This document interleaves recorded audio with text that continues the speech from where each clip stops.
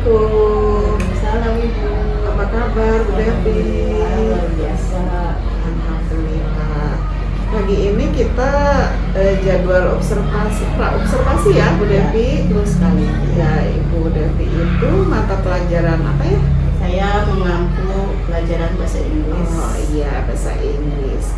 Nanti pada saat observasi yang akan disampaikan materi apa? Yang akan saya sampaikan pada saat observasi yaitu materi tentang extracurricular activities di kelas 7. Oh iya. Nanti yang akan disampaikan itu area pengembangannya apa saja? Area pengembangannya yang saya pakai atau yang saya ambil itu area pengembangan pada poin pertama yaitu guru memberikan komunikasi positif kepada peserta didik supaya bisa membangun suasana kelas yang kondusif. Berarti tentang komunikasi positif ya. Nah itu langkah-langkahnya apa saja untuk supaya terjadi komunikasi positif di dalam kelas? Langkahnya yang saya ambil itu ada 3 poin. Yang pertama yaitu guru memanggil peserta didik dengan namanya masing-masing. Ya, Terus yang kedua, guru itu menyampaikan harapan positif terhadap kelas. Dan yang ketiga, guru menggunakan aktivitas yang menarik supaya bisa mencairkan suasana kelas.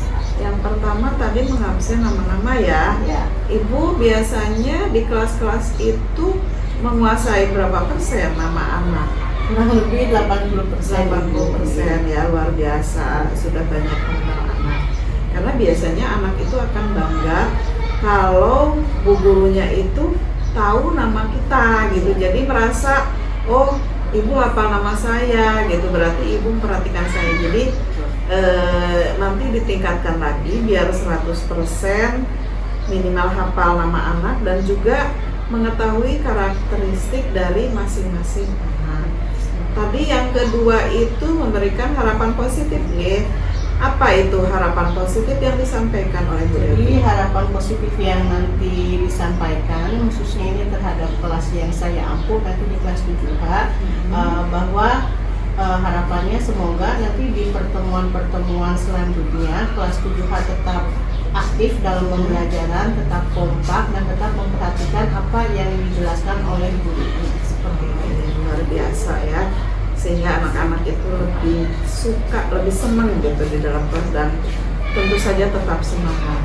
Tadi yang ketiga itu memberikan aktivitas yang menarik di dalam kelas. Itu seperti apa yang dilakukan? Jadi aktivitas yang saya lakukan untuk membuat siswa tertarik terhadap pembelajaran kali ini yaitu dengan menerapkan games yang itu menebak nama ekstrakurikuler yang ada di sekolah.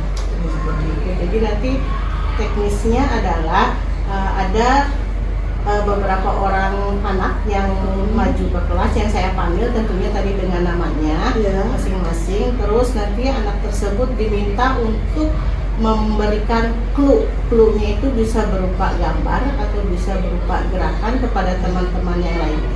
Nanti ditebak dengan bahasa Inggris berarti ya? Oh iya, luar biasa. Sepertinya sangat menarik ya, nanti anak-anak akan suka gitu. Ya, semoga ini mainan seperti itu ya.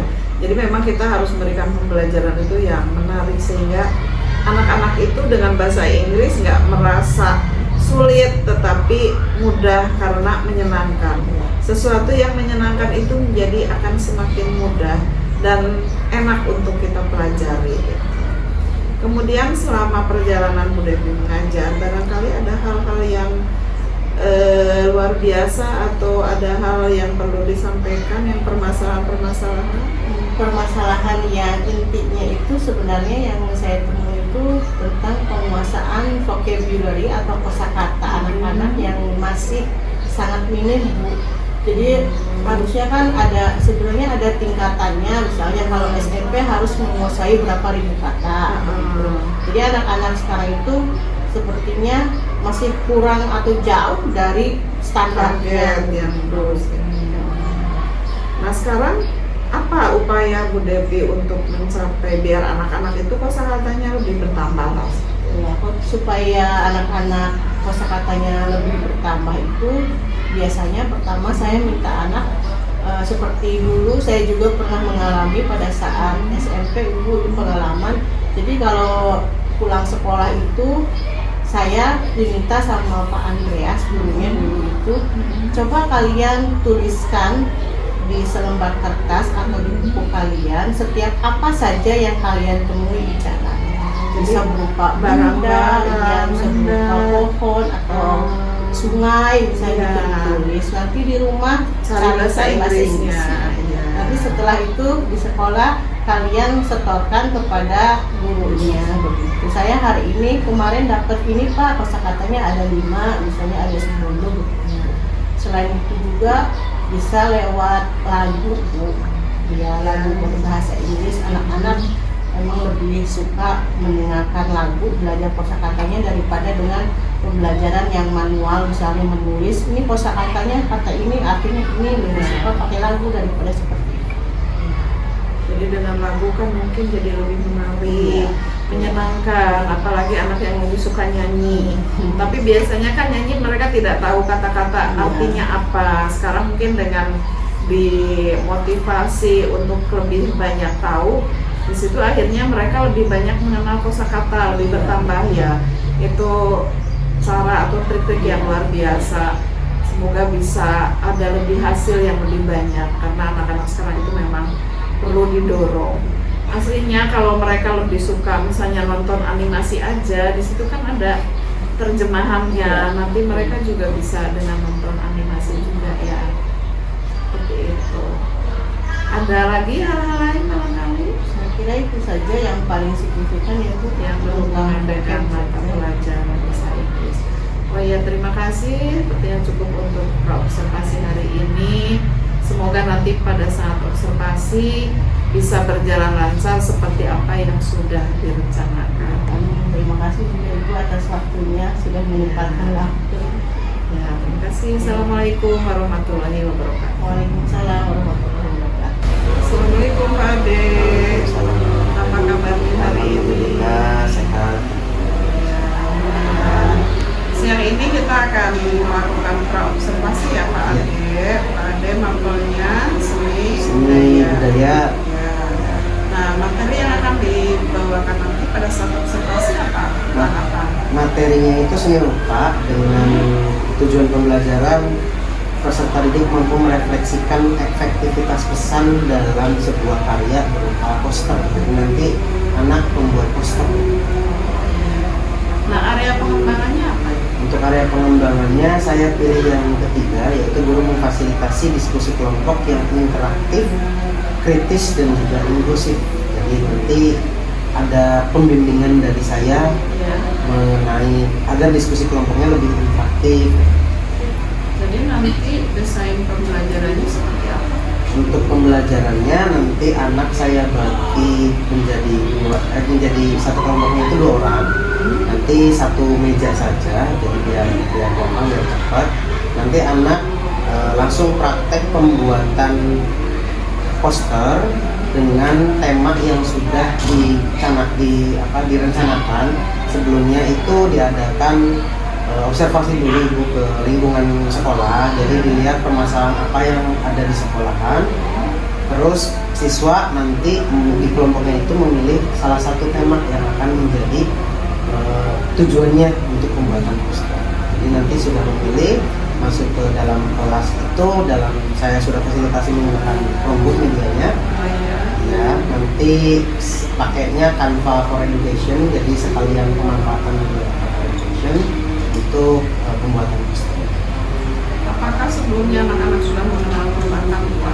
Kalau Canva, anak-anak kemarin ketika saya wawancara, ketika saya tanyakan, katanya beberapa ya sedikit banyak paham, cuman emang belum begitu menganalisis mendalam masalah Canva itu penggunaannya seperti apa itu belum. Jadi nanti itu bisa jadi pendampingan dari saya dalam pembuatan poster. Nanti kan pembentukan kelompoknya satu kelompok 2 orang ya. Berarti 2 orang itu mewujudkan satu produk ya. Satu produk. Berupa poster. Nanti posternya itu akan dipresentasikan apa tidak? Untuk posternya nanti akan dipresentasikan, jadi presentasikannya itu di si Chromebooknya nanti dibawa ke depan untuk ditayangkan dalam proyektor. Jadi nanti mereka berdua menyampaikan kenapa tema yang dipilih itu, alasannya itu apa, terus pembuatannya seperti apa. Gitu. Nanti akan diinikan juga ibu, dipublikasikan menggunakan media sosial masing-masing. Jadi nanti akan tayang baik di TikTok, IG, akun masing-masing. Oh, itu hasil karya. Ya luar biasa bagus. Tapi apakah Pak Ade menemui hal-hal kesulitan atau masalah dalam pembelajaran seni budaya yang sudah dilakukan belakangan ini? Kalau masalah sih sebenarnya tidak begitu banyak, cuman memang terkendala ada beberapa anak yang kadang kurang mengolah imajinasinya, akhirnya udahlah kurang pede ibu, jadinya udahlah pakai yang ini aja yang sudah ada, jadi lebih banyak menghasilkan karya yang sudah ada, jadi duplikat lah, menduplikat. Jadi untuk poster ini sih saya sarankan nanti pembuatannya dari awal seri benar-benar pure, iya, hasil karya mereka. Jadi ketika dipublikasikan, oh ini hasil karyanya dan jarang dilihat oleh masyarakat. Sehingga benar-benar menggali potensi dari anak masing-masing ya. Betul. Karena barangkali dari sekian siswa itu mesti ada yang punya bakat terpendam yang belum kita gali, sehingga di situ bisa terungkap. Dianya yang digunakan.